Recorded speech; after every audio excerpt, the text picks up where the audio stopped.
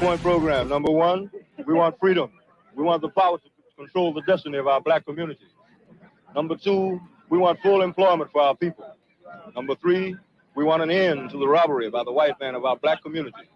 Number four, we want most white Americans saw only their guns and heard only their violent rhetoric. But black militant groups like the Black Panthers were the demanding voice of a younger generation that had given up on Martin Luther King's nonviolent tactics. Their implied threats of violence and their radical political agenda made them extremely frightening to mainstream America. Number nine, we want all black people when brought to court to be tried by a jury of their peers or people from their black communities as defined in the Constitution. Number 10, we want land, justice, housing, education, clothing, and peace. And as a major political objective, a United Nations supervised plebiscite to be held throughout the black colonies of America, in which only black people will participate to decide or determine the will of black people as to their national destiny. Right on, brother. Right on. Right on.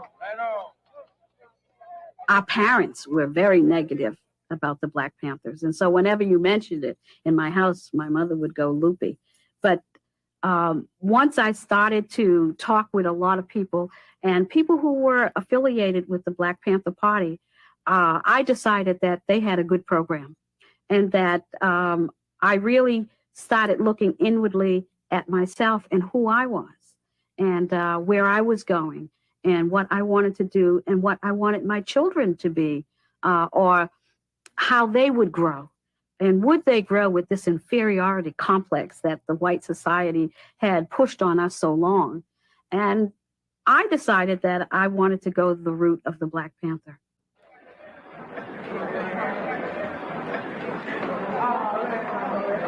Congratulations, you're now registered to vote in the Alameda County of California. As the Panthers organized voter registration drives, health centers, and food distribution programs, they won growing support in black communities nationwide.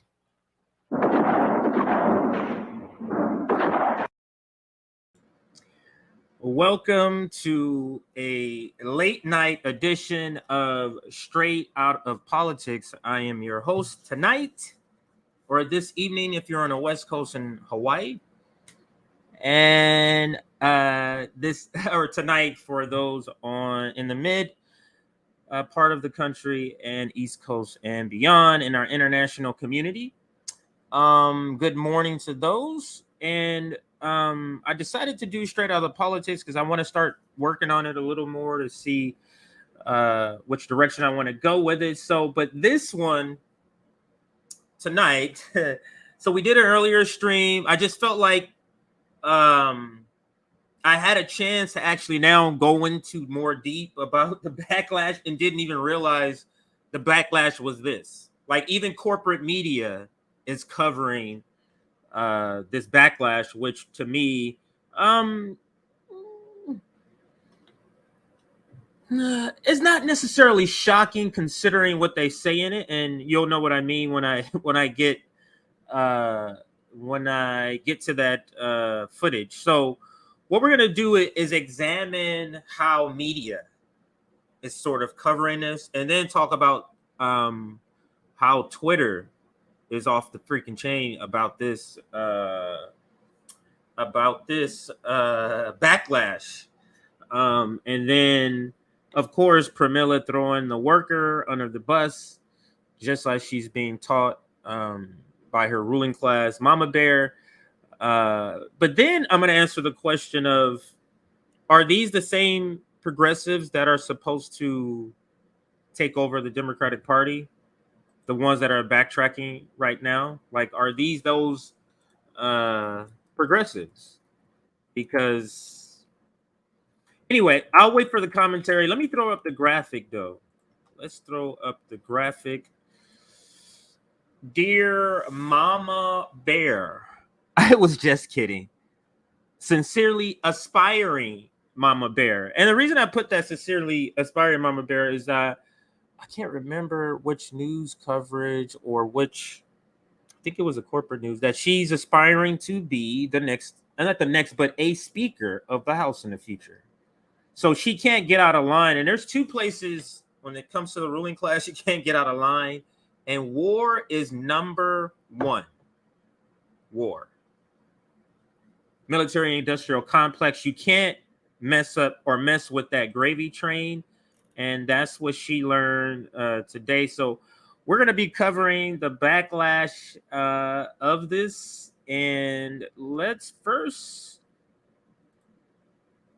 actually, let's get back. Wow, I didn't realize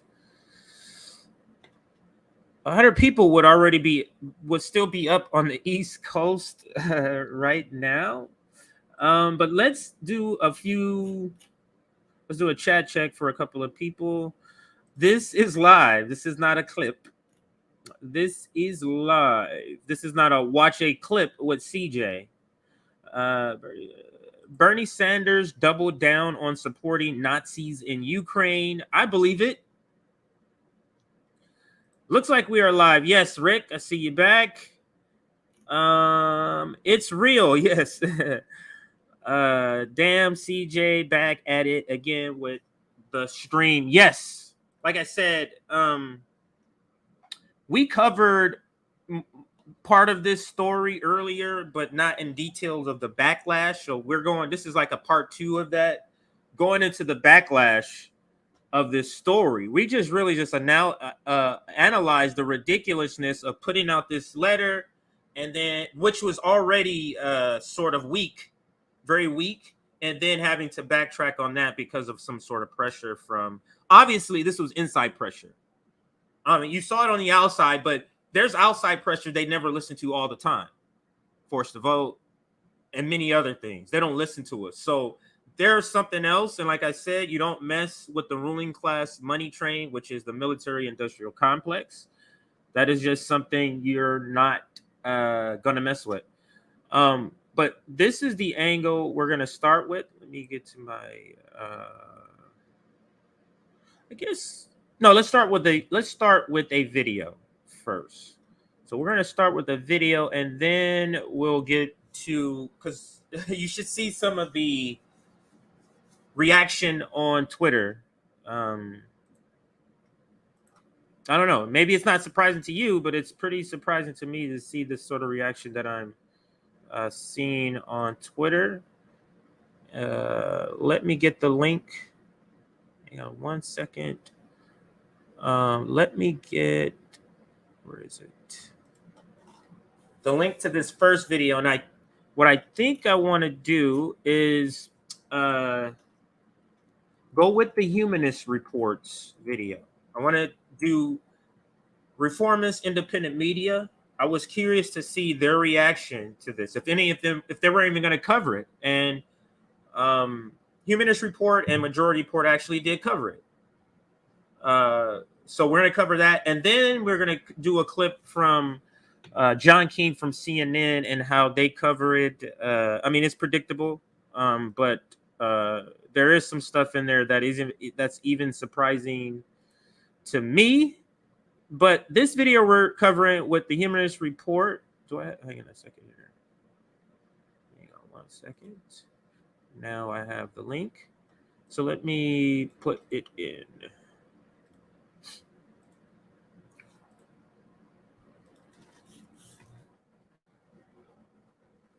Okay.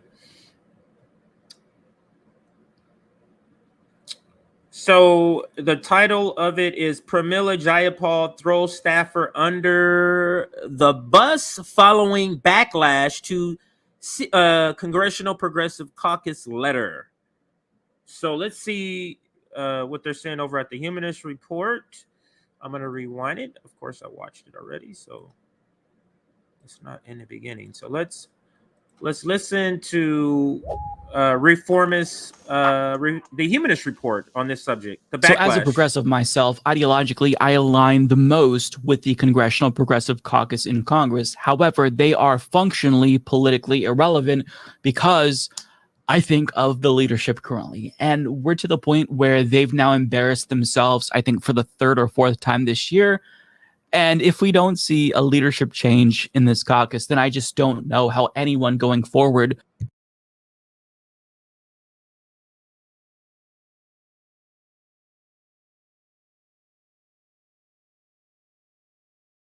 Sorry. By the way, I finally paid for, what is it called with YouTube?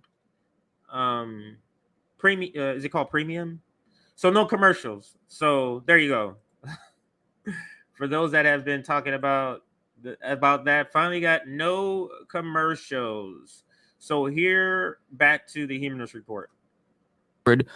Is going to take this caucus seriously. So what am I talking about?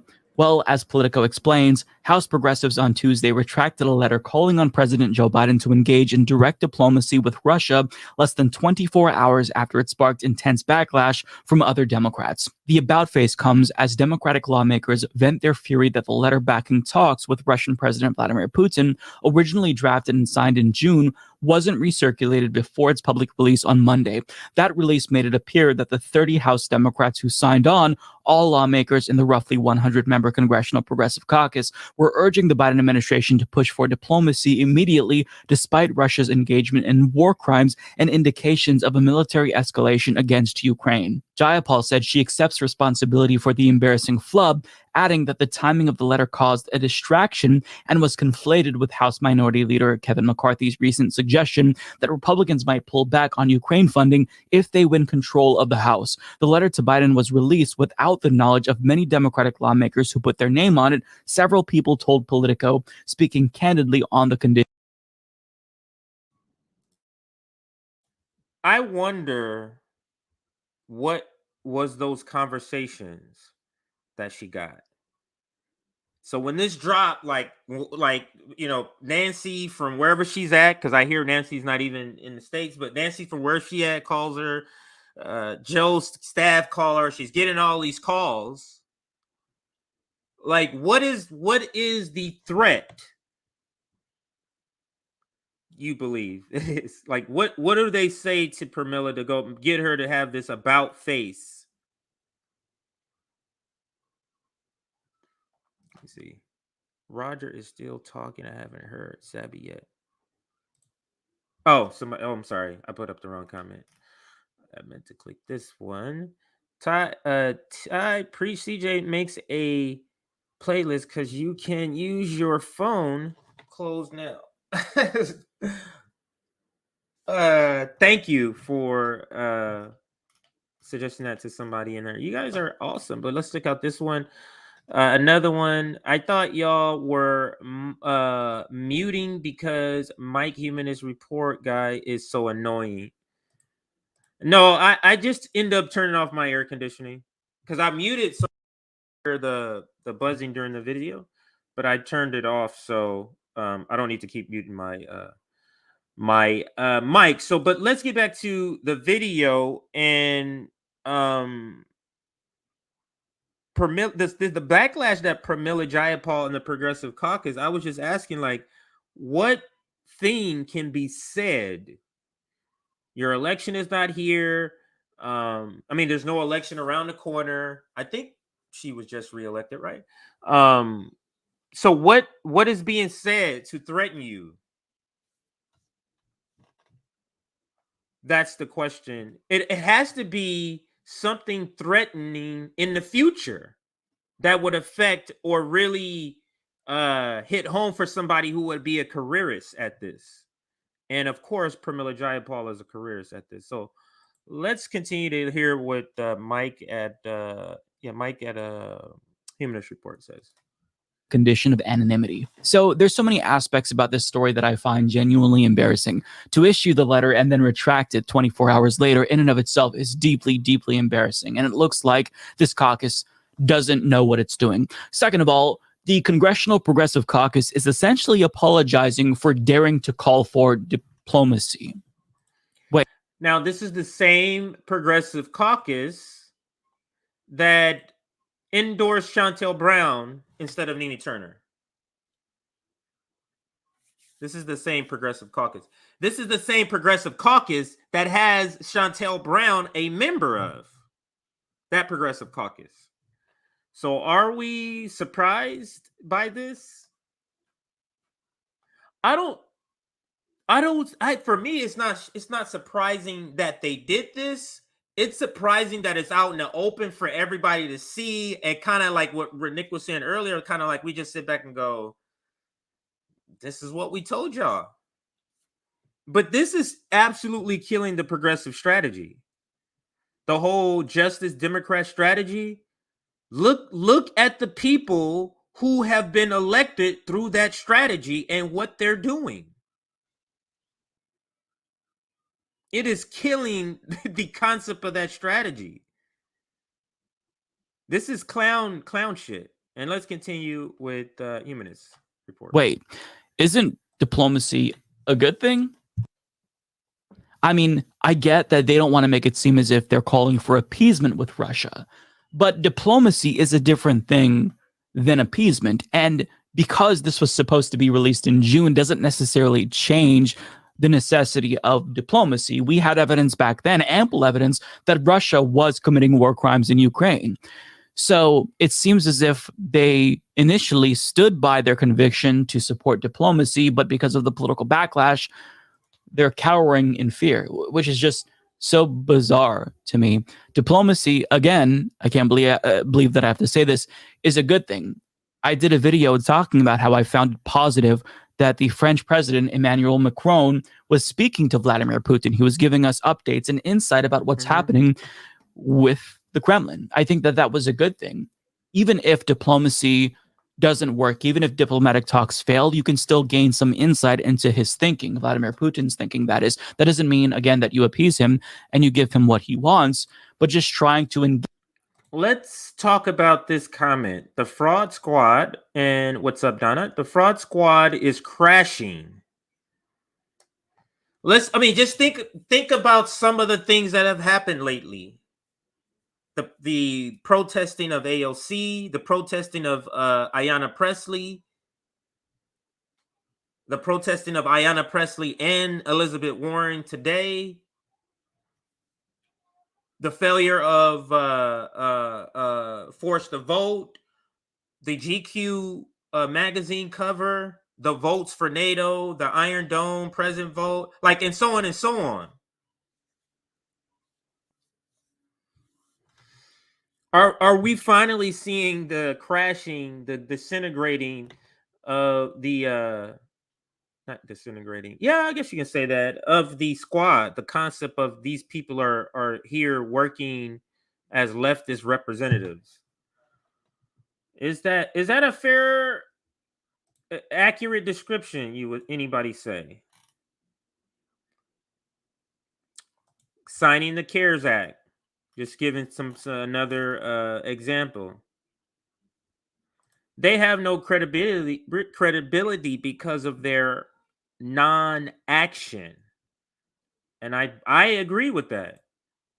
They have no credibility because of their non-action. The squad has crabs. On target, somebody else said. I just throw those comments up there sometime. Squish the squad. That was a better comment. Thanks. What is Putin thinking? I think Putin already said what he's thinking. Election cycle almost over. Shields will be allowed to ranch again. That is a great comment, and I think it's an accurate comment. Let's listen more to the Humanist Report. Engage in a solution or engage in negotiations is a positive thing, especially when we're talking about two nuclear armed powers, because peace is what we should be looking for above all. Again, that doesn't mean appeasement. These are not the same things. Diplomacy does not mean appeasement. You could still condemn Russian aggression and support negotiations, diplomatically speaking. So that in and of itself is embarrassing. But what's also deeply embarrassing is that Pramila Jayapal, despite her taking responsibility, is throwing staffers under the bus here. So if you look at the official statement released by the CPC chair, which is Pramila Jayapal, she takes responsibility, but she still claims that the letter was released by staff without vetting. And she further goes on to explain that this letter created the appearance that Democrats are somehow aligned with Republicans on this issue. Okay, interesting. Now, just because she doesn't want it to make it seem as if she's aligned with Republicans, that's essentially why she's withdrawing this letter, seemingly. That's why they're withdrawing this letter, seemingly. But even if she's saying that she takes responsibility, you don't take full responsibility if you're still saying that this was released by staff without vetting. I was going to get to the same point that Mike just makes right here. You can't do both things. That's like when you're in a conversation and a person says, I don't want to say, and then they say that exact thing. So if they say, I don't want to say it's rude, but, and they don't give you another word and they just continue, that's a way of not taking responsibility for using a word. When they go, I don't want to call it dumb, but that's what that means. But it's the same sort of thing. You're saying two things that are opposites at the same time. So let's continue with Mike. Then we'll get to the majority port, which is Emma and Sam and whoever the guy is off screen who talks. I don't know I forget his name, or maybe they said his name. I just don't remember. But he speaks on that the upcoming video on that also. Because that's throwing your staffers under the bus. Now, after this letter was released, Ro Khanna, a member of the Congressional Progressive Caucus, seemingly took to Twitter to defend the staffer in question, saying, let me just say something about Mike Darner and CPC staff. They are extraordinary. Ro Khanna, man. Ro Khanna does not let any opportunity go by for him to point out, to tell everybody, I'm a leftist. Because he's doing so much shit that's not left, like being a neocon. So like when you see him in interviews with Brianna Joy Gray, she'll ask him a question and his answer will involve him saying what he did about something that has nothing to do with what she's asking. Because he's always trying to throw out, I'm doing this, I'm doing this, I'm doing this, and that's what this is. Let me just say something about Mike Donner and CPC staff. They are extraordinary. I'm Ro Khanna, and I'm for the worker, even though my family invests in weapons manufacturers. They have helped shape the biggest goals for progressives and have been very effective in our goals. They are committed also to human rights and diplomacy. Progressives owe them a debt of gratitude. That's what that is. Slimy kind of guy. That guy, Ro Khanna. They have helped shape the biggest goals for progressives and have been very effective in our wins. They are committed also to human rights and diplomacy. Progressives owe them a debt of gratitude. So he is seemingly defending the staffers who Jayapal is throwing under the bus. Now, another aspect about this story that's so bizarre is that this letter was sent around in June, but it's only being released in November. I mean, was there no urgency with you all to release this? It doesn't make any sense. Now, journalist Igor Bobik asked the question online, is it normal for letters to not be released until 4 months after members sign them? And Ilhan Omar... First off, that's a dope-ass name. Igor Bobik. I find it curious when AOC, Ilhan, when they decide, when they choose not to decide to respond to tweets. In other words, I find it very curious the tweets they decide to respond to. Not tweets where that's praising them. They're going to respond to those and retweet those, quote tweet those. I'm talking about tweets where it involves a critique of progressivism or progressive politics, progressive, like this. So it's a way of them saying, see, this is an excuse. So let's listen to, he reads it. Let's let Mike read it. Actually responded explaining once in a while they do, and it's very frustrating. Once you sign onto a letter, it's up to the original drafters, and unfortunately not all of them will keep folks updated. That's why some of us don't sign onto letters without direct insight into when or how it will be released. Timing is okay, I'll let this go and then say my comment. Everything in public policy. Letters are written to respond to a moment, and in politics, moments pass in the speed of light. In this particular case, the letter was a response to intel we were getting on the war and the pathway forward. So, on the pathway forward, is not the pathway still pathway to nuclear war? Is that not still the pathway? Like, who believes this? This is a rhetorical question because there are people who believe this. Millions of people believe this. The same millions of people who tune in to January 6th.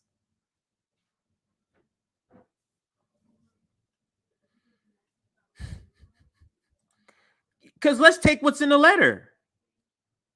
Let's say what's in the letter and what is in the letter that's different than months ago. I think they said June and now. Two major components in the letter. We support the action and funding and all of that is great, and that we're for that. Has that changed? And then the other part is you should have it also at the same time doing this, funding the war and doing all this stuff. You should also be pursuing a diplomatic pathway. Is that not true in both instances? You see how this is just garbage excuses that they're just trying to get past everybody. Question: who wrote a letter? The Congressional Progressive Caucus. So Pramila Jayapal is the chair of that caucus. Pelosi had a sad Jayapal jump into action to turn her frown upside down. This is a comedian here. Let's continue with Mike.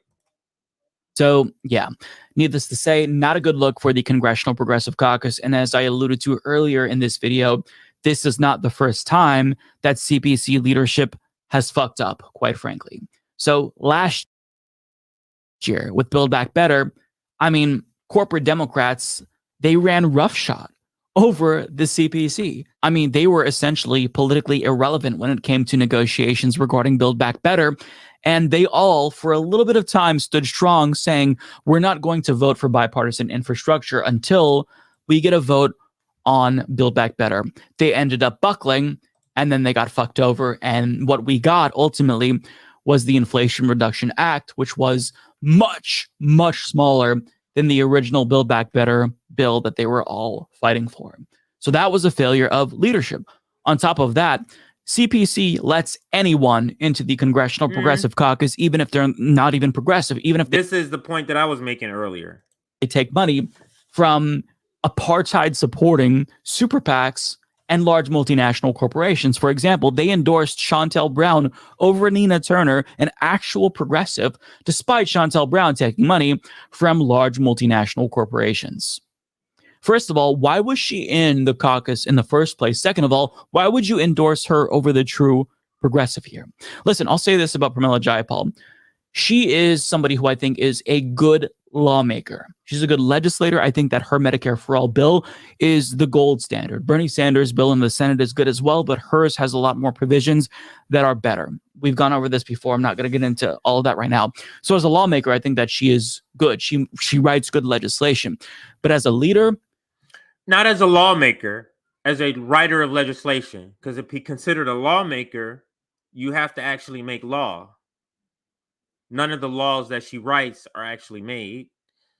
She just doesn't have what it or voted on. Takes. As a leader, she's been a complete disaster.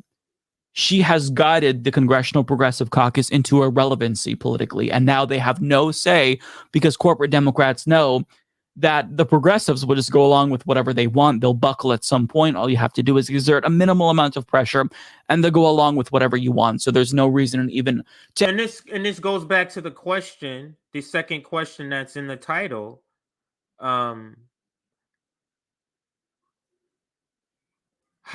it's not in the title, it's actually in the description.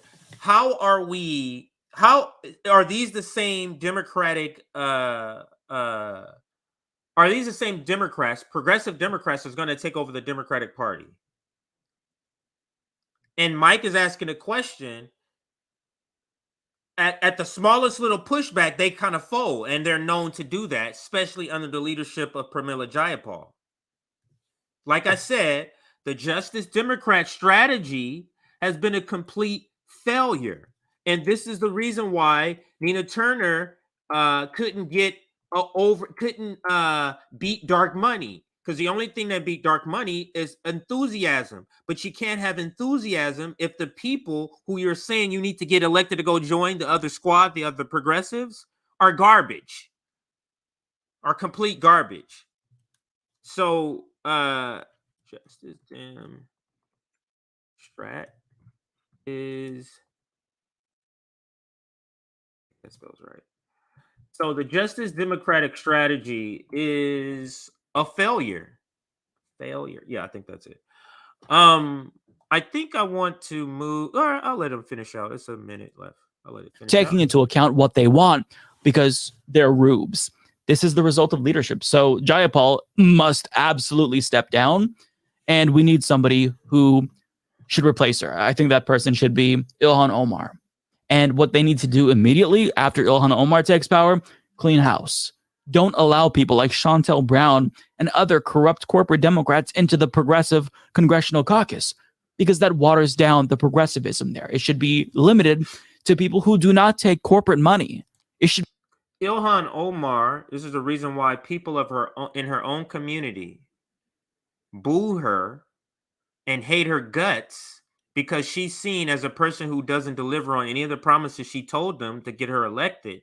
And she was instrumental in the ousting or overthrowing or ousting of a popular president from her home country. She was instrumental in getting him out. So they hate her guts.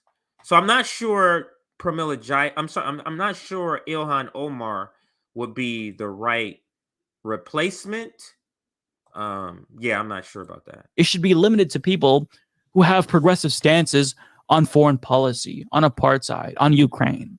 It just doesn't make sense that we even have a congressional progressive caucus if it's just a mixture of progressives and corporate Democrats who are simply trying to boost their progressive bona fides in order to help themselves electorally if they're in a very blue district. It shouldn't be a vanity project. So overall, Jayapal has got to go as the chair. I think that she should remain in Congress, obviously. Like, I'm not calling on her to resign. I'm not calling on her to be, challenged by somebody in a primary that's, super competitive. I mean, if somebody wants to primary her, that's democracy. I'm not calling for that, though. I'm calling for her to step down because she is just not a good leader. Why aren't we calling for that? Think about it. Look at how terrible she's been. Look how she hasn't delivered on anything. So why are we okay?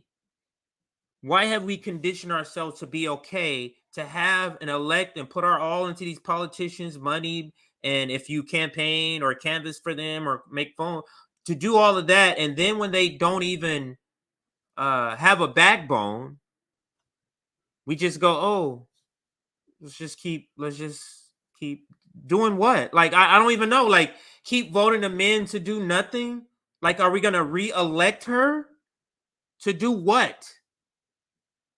I don't get this strategy. I don't get the where are the points of progress where you say, okay, the strategy, let's keep going forward. There is no like, we need to, once we reach this, then we say, okay, this is still working and we'll continue to go. There's none of that. It's just keep going. That's it.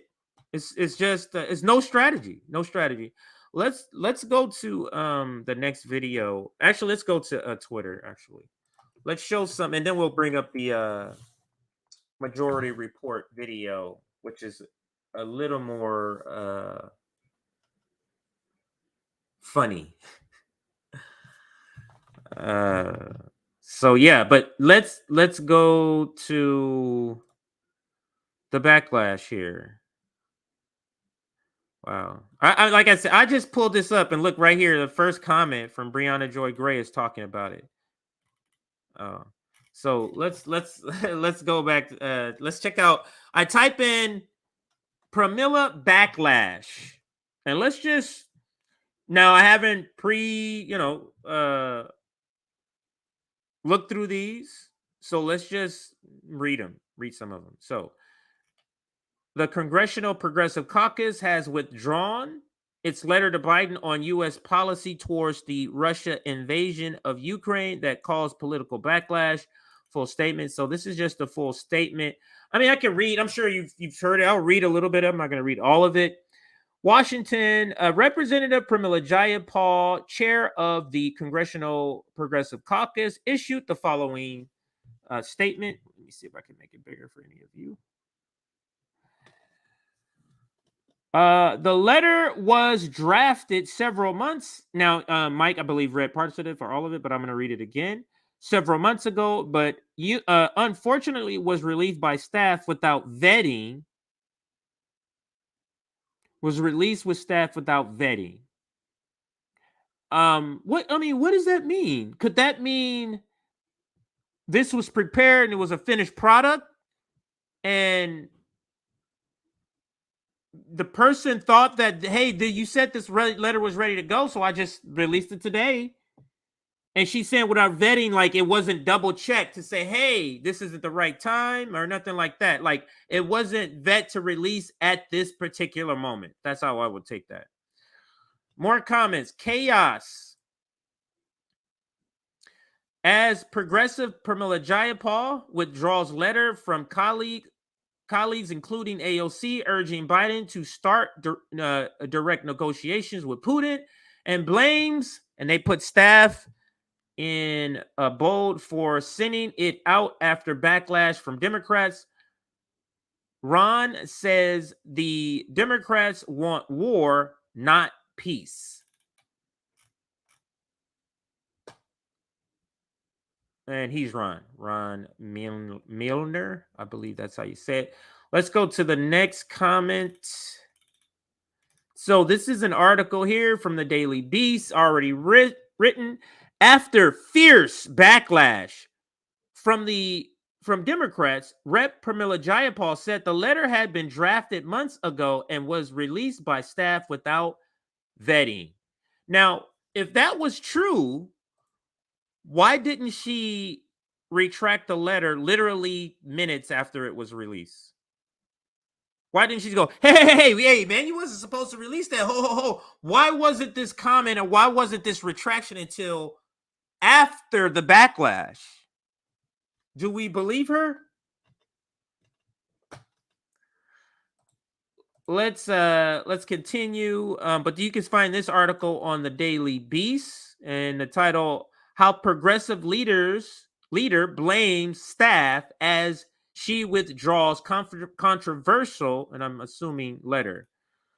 ABC News.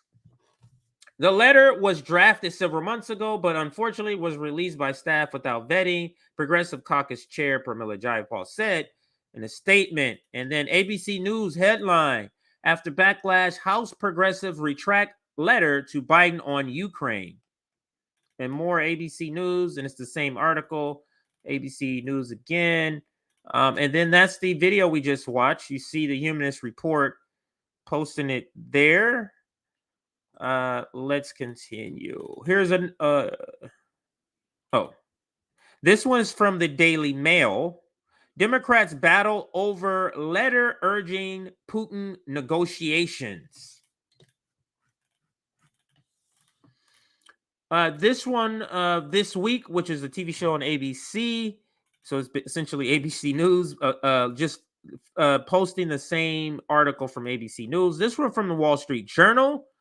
The letter released Monday was withdrawn in a statement from Pramila Jayapal, the leader of the Progressive Caucus. She said it was drafted months ago and unfortunately was released by staff without vetting. Wall Street Journal, if you want to look up this article, House Democrats retract Ukraine letter after backlash. And then it just continued. Let me see anything new. This one's from CNN. People are furious. Jayapal withdraws letter on Ukraine policy. Wow. So, all right. So I think that's enough there. And let's go to maybe an article or two. Let's read. Where is it? Here. Now, this isn't the retraction. But I do want to talk about what are we even retracting? So is this some major thing that we're retracting here? And this article here from World Socialist website talks about what actually was. So this article again is before the retraction. So this is just an assessment of the very extremely watered down, weak initial letter. And before I read this, we're at 168 likes. Can you hit that like button? We got 250 people watching. Can we get to 200 people? That's 32 more likes. 32 more likes. We'll get some more people in here. 30 Democrats and Progressive Caucus urge Biden to open talks with Russia and Ukraine in Ukraine war. So let's just read a little bit of what was in the letter here. So 30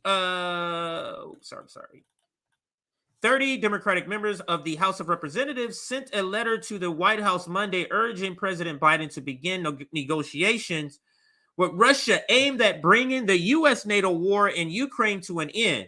It is the first public call from within the Democratic Party for a negotiated settlement of the war, the first of its kind. That's me speaking there. Back to the article. All of the Democrats who signed the letter are members of the Progressive Caucus, chaired by Representative Pramila Jayapal of Washington, who was the first name on the list. The others all represented safe Democratic seats. That's key. They're all on the letter, even in the beginning, safe Democratic seats, mainly in urban district, including all the members of the squad. The left liberal group associated with Alexandria Ocasio-Cortez and Rashida Tlaib. The letter begins with a declaration of support for the all-out U.S. backing for Ukraine, accepting the framework of the war narrative presented by the Biden administration and the U.S. national security apparatus, and reinforced by a tidal wave of media propaganda, which ignores the decade-long campaign of NATO expansion eastward and its efforts to surround, weaken, and ultimately dismember Russia. Vladimir Putin's decision to invade Ukraine, a reactionary response to this NATO campaign, is treated as the criminal decision of one man to attack an innocent neighbor, which requires a global response in defense of the right-wing regime in Kyiv, brought to power in 2014 in a CIA-backed coup with fascist forces acting as the spearhead. But the letter then reminds Biden of his concern that a direct military conflict with the nuclear-armed Russia could lead to World War III, and that the risk of nuclear weapons being used has been established to be higher now than at any time since the height of the Cold War, end quote. The letter continues, given the I don't need to continue with there. I'm going to skip down to the part that I want to begin to talk about. And let's go here.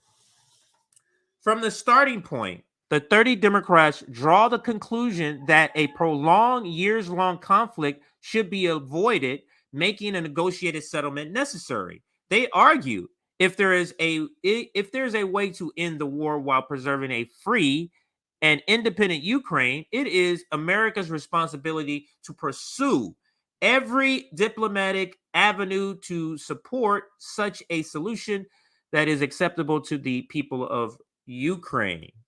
And I wanted to make sure I got that part in before we go here. The letter is not an anti-war declaration. Every one of the signers voted for the most recent legislation approving tens of billions more spending on U.S. military aid to Ukraine. The cumulative total of some 60 billion is the largest amount of American military aid to any single country in a half a century since the Vietnam War. So to be clear, this is very, very watered down. And then the article goes on to say, and this is the last paragraph I'll read, just hours after the publication of the statement, Congressional Progressive Caucus Chair Pramila Jayapal issued a statement to clarify the document, declaring, "We are united as Democrats in our unequivocal commitment to supporting Ukraine in their fight for their democracy and freedom in the face of illegal and outrageous Russian invasion, and nothing in the letter advocates for a change in that support. They are not opposed to, on principle, to the U.S. NATO intervention, but are clearly concerned that the huge U.S. commitment has no popular support at home and could trigger a nuclear war." And I'll end there. So this is a retraction. So if I'm reading this right, they put the letter out, then they put out a little clarification, and then the next day they put out a retraction. So in the clarification, why wasn't it retracted there if it was put out by mistake? You see how this is like bullshit that they're saying? If that's the right chronological order that I'm going in, if that's right. There you go. The letter's purpose is for the signers to claim that they are anti-war while campaigning. That is such a great point. And let's now go to my history so I can bring up. Oh, maybe it's not history. I'll go to majority report and see if I can bring up the next video here. Is this playing? Yeah, this is showing. And they just put this video out. Like when I saw it, it had been out for 14 minutes. So maybe it's an hour or so now. It's been out. Let's see where it's at. 2 hours.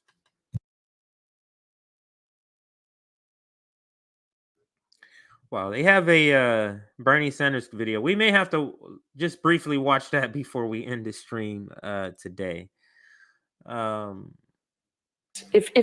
So let's listen here. This is a majority report. Emma Vigeland and Sam Cedar speaking about the same topic. It is entitled of their video is "Progressives Retract Letter Asking Biden to Pursue New Ukraine Strategy." Let's talk about this letter. 30 members of the Congressional Progressive Caucus. Do we have a screen grab of this letter? Let's put it up. Sent a letter to President Biden. Guess it was yesterday. I want to make it clear, I've had no coordination with any of these people. I had no idea this letter was coming out, even though this, in many respects, echoes what we've been talking about over the past couple of days. Mm-hmm.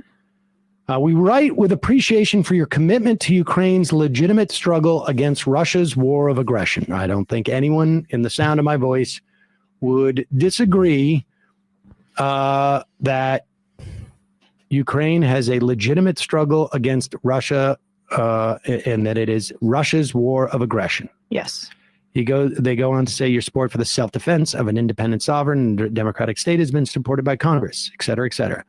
We agree with your goal of avoiding direct military conflict as an overriding national security priority.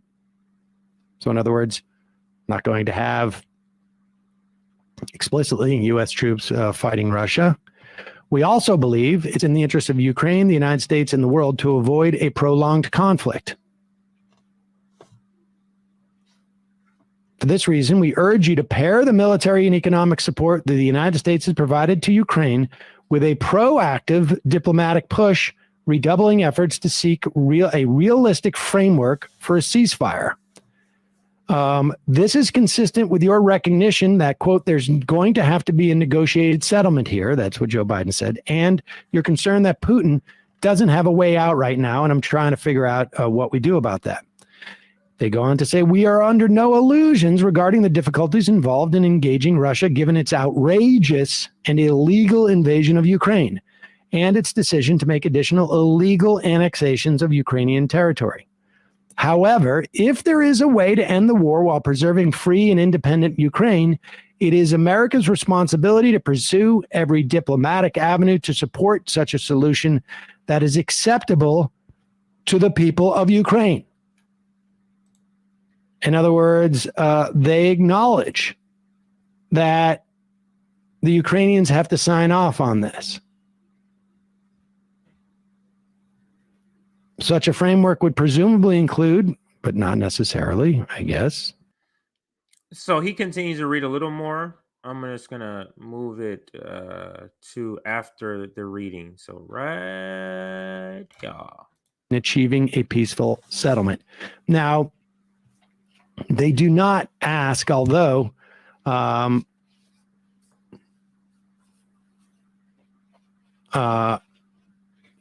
do not ask for an articulation of what the end game is. Like it is something that I've done here.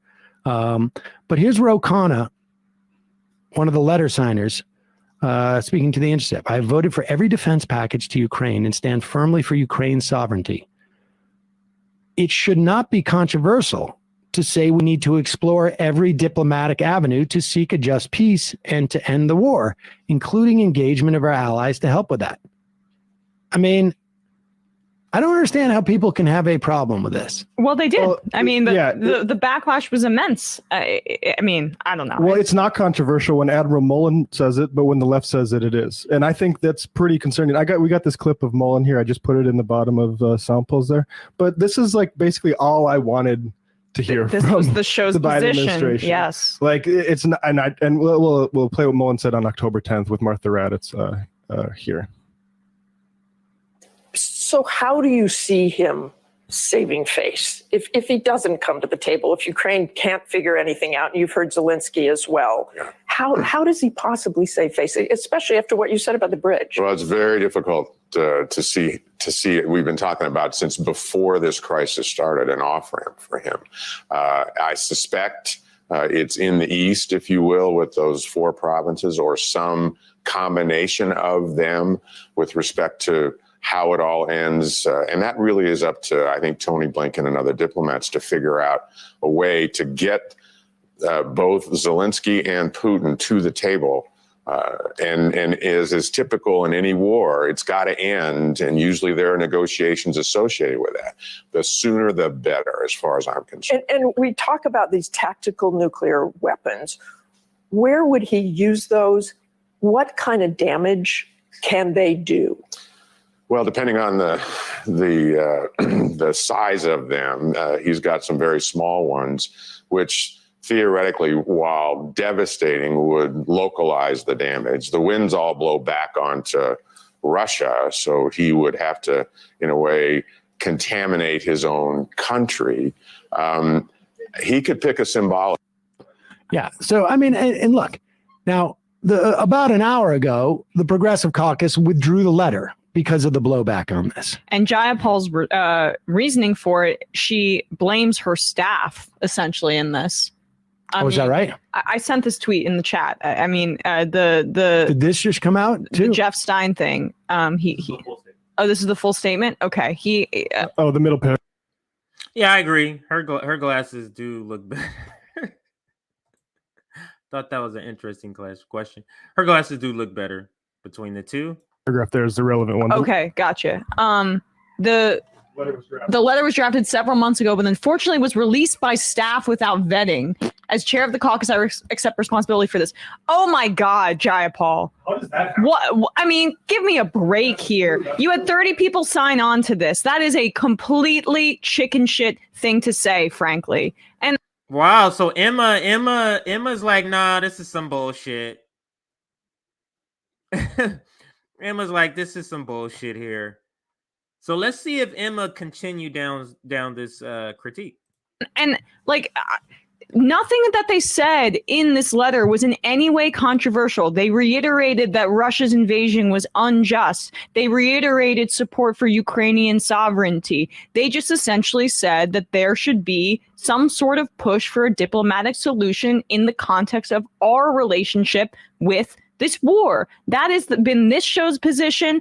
I feel it's been mischaracterized by certain people, but the reality is that is our position. And I feel like it's shameful, frankly, for Jayapal to throw her own staff under the bus when all she and those other 30 lawmakers were saying is frankly a common sense position within the context.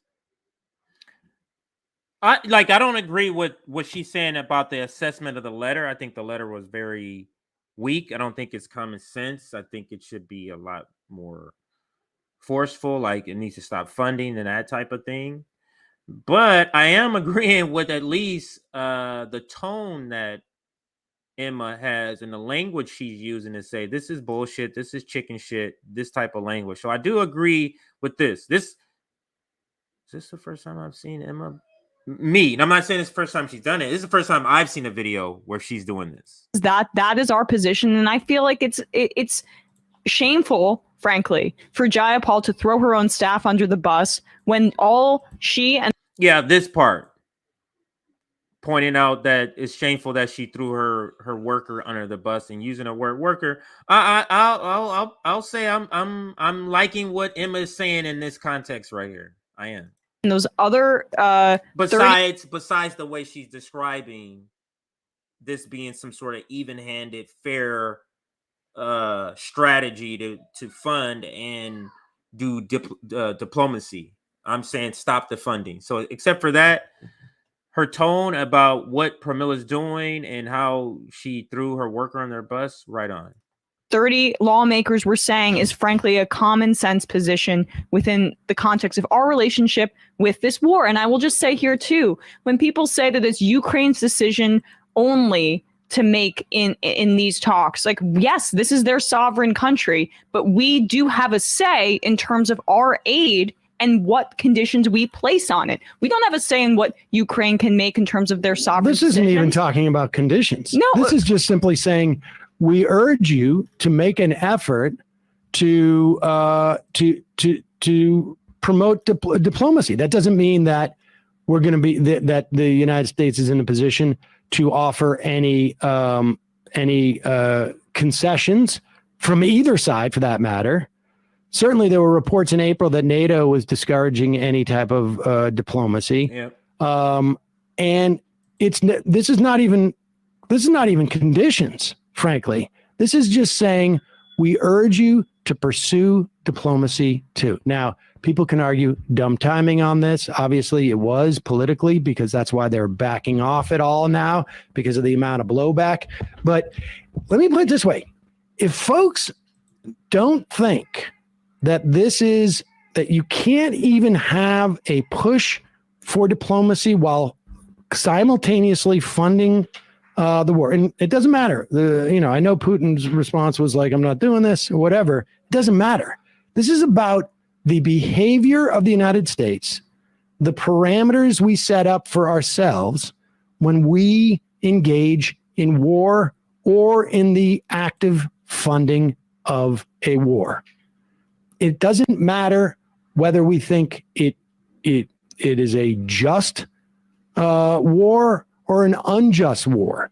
This is about like having guardrails for the United States so that when it's President DeSantis and he wants to fund Saudi Arabia attacking Iran or Israel attacking Iran based upon whatever it is, that we can rely on some measure of what is an appropriate and an expected sort of like use of our money or our military. That's it. And it's hard trying to thread that needle of trying to describe balancing funding an imperialist core. You see how it was very hard for him to sort of make that stretch. But it's come to that end of their video. I think I want to go to another video now. Let me see which one I have in play here. There could be some tweets too. I know I got a lot of friends that have tweeted out a lot of stuff. For example, I'll go back to Twitter. Let's go back to Twitter. And then I'm going to, as I prepare this or get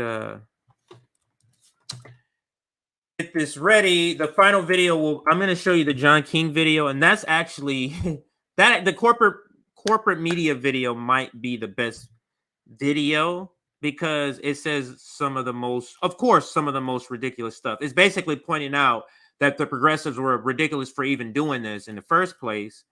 But let's go to do I have it on the screen? Can you see what I'm seeing?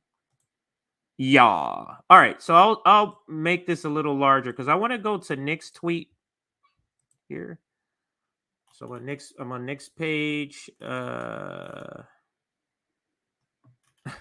Tweeting about John. I didn't notice. So this is another point. This is not even on topic. John Fetterman just said China is the biggest threat to the U.S. He also said that we must stand against China, and that should be a focus. These progressives y'all propping up are fucking neocons. So but that's not the one I'm looking for. This is the one I'm looking for. Right. Is it this one? No. All right. The squad is trash, and it's from this tweet from Andrew. New House progressives weigh retracting their controversial letter on Ukraine amid intense backlash from fellow Democrats, and the fact it was released without the knowledge of many signatories.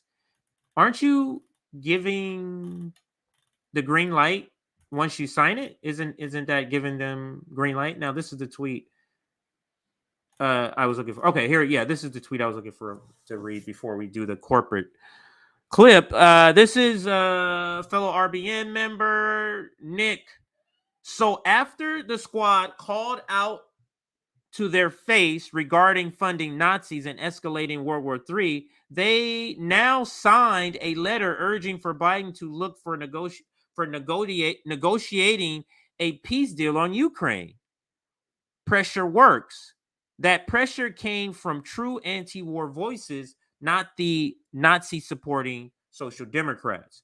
So Nick is saying, to his point, is that the pressure that that made the Progressive Caucus even do this was the pressure from the anti-war people, and not from the people that's just been yes votes for funding this war. So that was a point I wanted to make sure I included before we round out with our last video. Oops, not CNN. Our last video, which comes from CNN, and it's John King talking about this letter and the backlash of it and the retraction. So he kind of covers all of it. Let's go CNN. Oh, this is playing, right? Yeah, let's go CNN and close this one. Backlash. Yeah. Hold on. All right, so updated now. So Backlash, where is it? Right here. And the title, People Are Furious. Jayapal withdraws Ukraine letter amid Democratic anger. Think about what is there to be angry about? Let's listen. A messy and a mysterious moment for Democrats today about Ukraine. The chairwoman of the Progressive Caucus sent a letter to the White House yesterday urging President Biden to negotiate an end to the war. Then, after a backlash, Congresswoman Pramila Jayapal issued a clarification. This was in the clarification. Let me be clear. We are united as Democrats. We support President Biden. The earlier letter, though, urged the president to pursue, quote, vigorous diplomacy, including, quote, direct talks with Russia. Here's the mystery. Other progressives say this letter was drafted several months ago, then set aside. It has been hard to get a direct answer as to why it was sent now. Our chief congressional correspondent, Manu Raju, joins our conversation. Do we know why? And a lot of Democrats are saying, what the hell happened here? Yeah, look, I mean, we've been asking this question all morning. The Jayapal's office has declined to comment about why this was sent out this week, just a couple of weeks before the midterm elections, when the party. Now let's these signatories, like like even Ilhan Omar said, like sometimes, yeah, it does happen, and they release these things long. So you know this happens. So when you signed it, you knew this could be released at any point. The cowardly behavior of these people, not just owning up to, yeah, I signed it, and I still believe it, but they're gonna throw everybody under the bus. I signed this thing, but I don't know why is it coming out now. Such weakness in our elected leaders, but it's not a wonder why nothing gets done, because they're weak. Is trying to show united front on a number of issues, not to open up new divisions. It's the Republicans right now who are sparring about whether to provide. Why would this open up new divisions? So everybody's mad is, why are you opening up new divisions? How is this a new division to say, keep doing all the war stuff you're doing, but also do the diplomatic part? Who will be contrarian to that but the weapons manufacturers? Who would be affected by it but weapons manufacturers? Provide more aid to Ukraine. The Democrats are happy to have the Republicans have that debate, but this letter opened up a new front that a lot of Democrats simply did not want to discuss. They did sign on to this letter, about 30 of them, back in July, calling for a bigger push towards diplomacy. But a number of them that I talked to today, and some have said that publicly as well, saying they would not sign on to the letter now, given where the war is with Ukraine at this moment. So you understand, this is more than just Jayapal saying some crazy in a progressive caucus. This is cleanup on warmongering aisle 6. That's what this is. So they're out here trying to clean up any sort of division in the backing of this war, as if we're all for it. That's the projection we as a country want to give off of the military industrial complex, the ruling class, elected leaders. Let's go. Well, saying they would not sign on to the letter now, given where the war is with Ukraine at this moment. So the fact that Jayapal sent this out 2 weeks before the midterm elections, blindsiding her members, has caused a lot of backlash. And as one veteran blindsiding their members, Democrat told me this morning, one House Democrat said, quote, people are furious. You say people are furious. Let's just go through some of the sampling here. Mark Pocan of Wisconsin, a progressive, a key progressive. This was written in July. I have no idea why it went out now. Jake Osherslaus of Massachusetts, an olive branch to a war criminal. Senator Chris Murphy. Olive branch to a war criminal. That's how, this is a Democrat. That's how it's being described. The very weak, watered down letter is an olive branch to a war criminal. Chris Murphy, peril in sitting down with Putin way too early. Peril in sitting down with Putin way too early before weapon manufacturers can milk another several tens of billions of dollars. Just completing the sentence for them. For one, to Manu's point, it is a policy divergence debate among Democrats at a key moment in the war.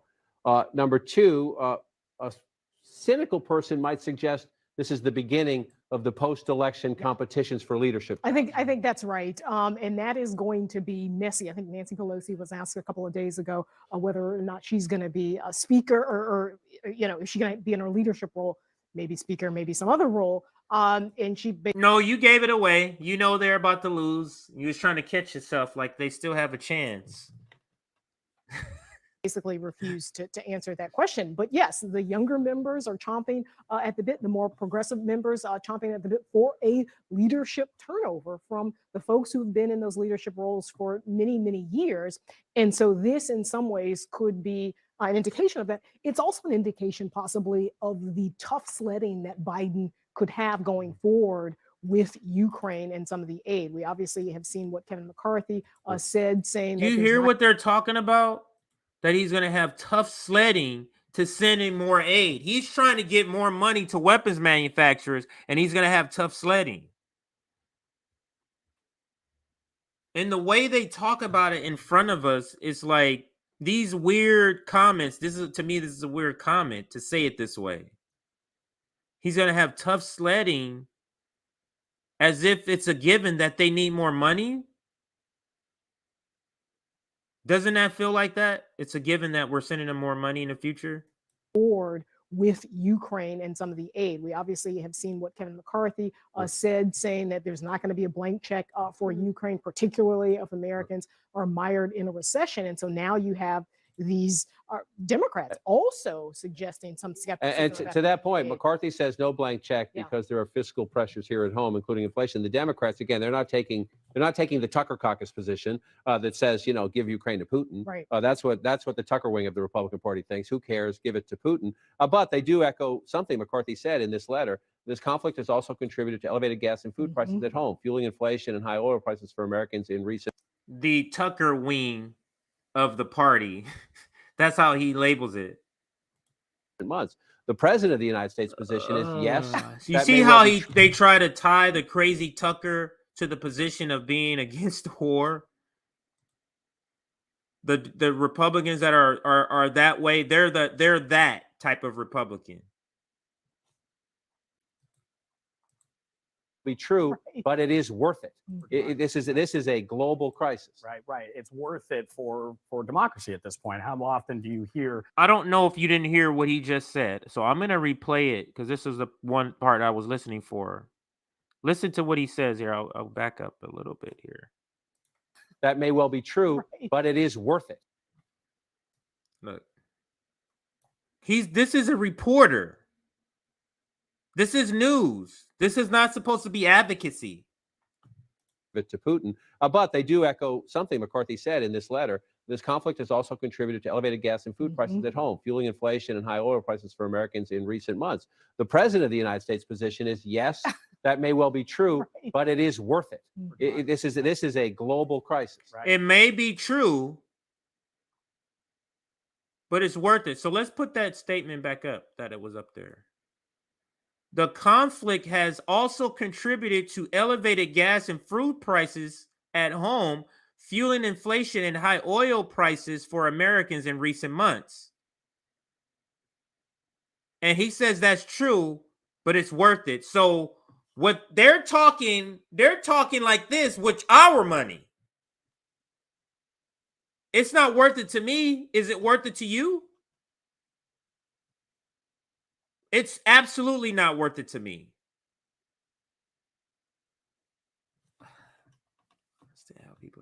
The president of the United States position is yes, that may well be true, but it is worth it. This is a global crisis. Right. It's worth it for democracy at this point. How often do you hear? Well, this is Biden's words. How often do you hear? It's worth it for democracy. What? How are you tying democracy to sending more money to Ukraine?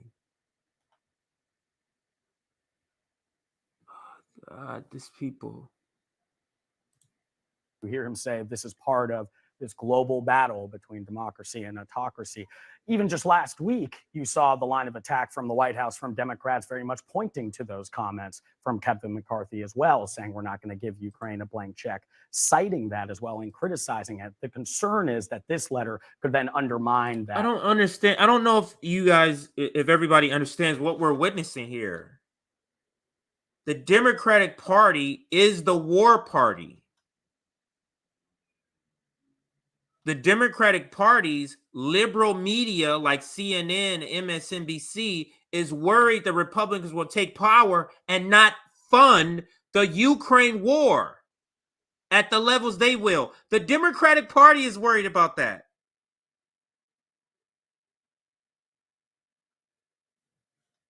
This is a complete flip.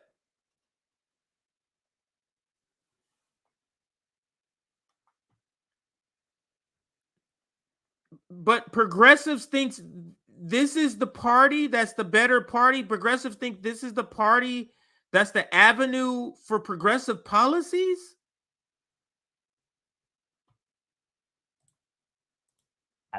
Sort of line of criticism coming from the White House against Republicans. I just think if you're sitting at home watching this conversation or reading about this and you're thinking, well, why does any of this matter? How does any of this impact me? Is that this is another example of how the bases are disproportionately empowered in both parties because a clear majority in the House and Senate, if you're just took They're party bipartisan majority, out right? of Yes, it, right. thinks that this is the right thing to do, even if it means higher gas prices, even if it means.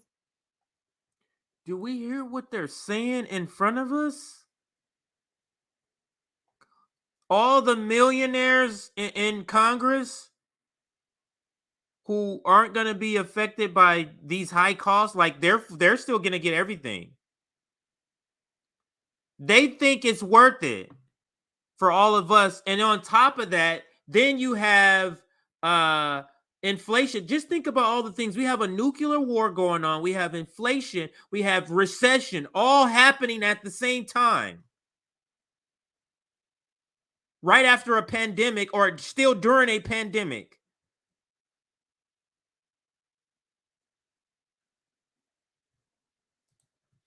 War is the chief export of the United States. Of course, all of our funding goes to that.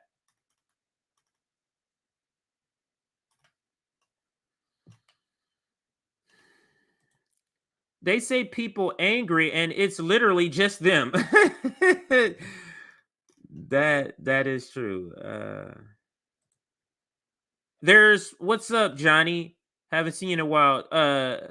There's always bipartisan support of war. Spot on, Johnny. And that's why I like to stream at different times that I don't usually, because then I'll get those people who I haven't seen in a while, or just people that don't get to see us stream live because we never stream at this time. And there's a lot of people I don't see regularly here that's here. So thank you for being here. Make sure you like the stream while you're here. We need to push to over 300 or push to 300 if we can. Let's see if we can push to 300 likes. Got a few more minutes and to go here.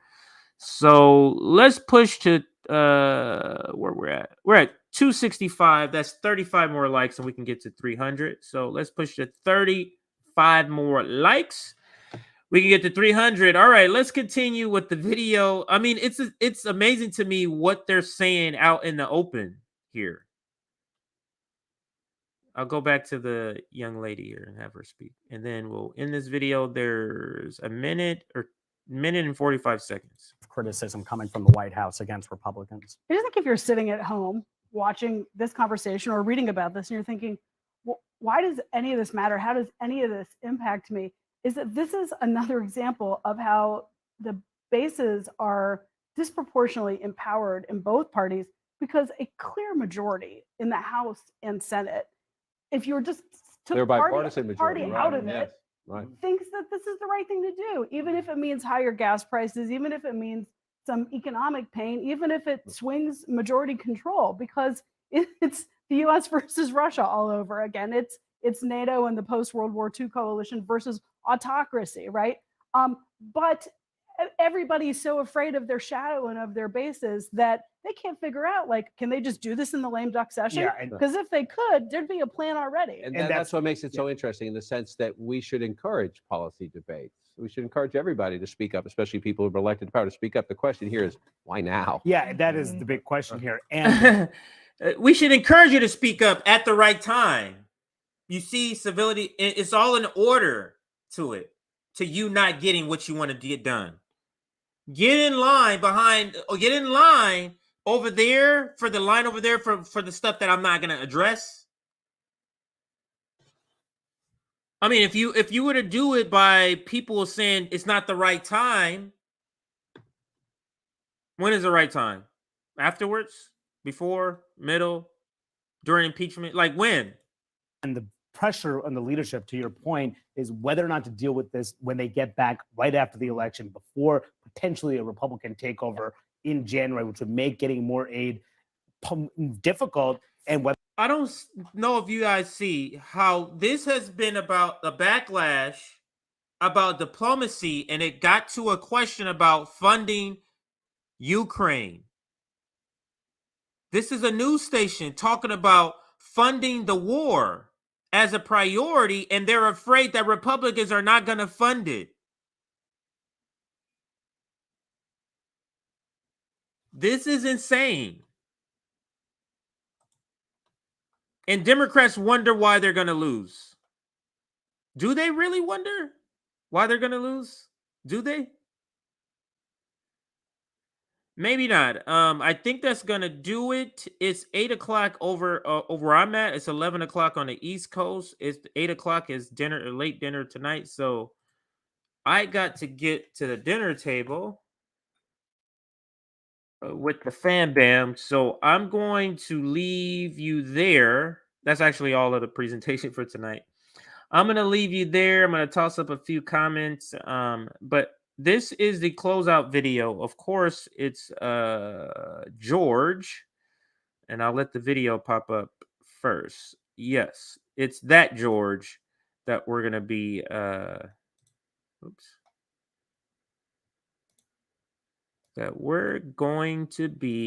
closing out with. But before we do that, let me just toss up some of your comments. Much love. Oh, you're in Newport. Right on. That's not too far from where I'm at. 30-minute drive or so. Thanks, CJ. Blessings. Thank you. Great stream. Thank you. Thank you. Bye-bye. We're just getting started on the Ukraine funding. That is true. We're just getting started on the Ukraine funding. And I feel like this clip is a perfect clip for just the craziness of people putting up with this lunacy called the Democratic Party, this Justice Democratic failed strategy. And signing off here, straight out of politics, the backlash. This is the stream. Justice Democrat strategy is a failure, and progressive caucus is trash. I'm going to be signing off here. Thank you, everybody that tuned in. This is Mr. Carlin.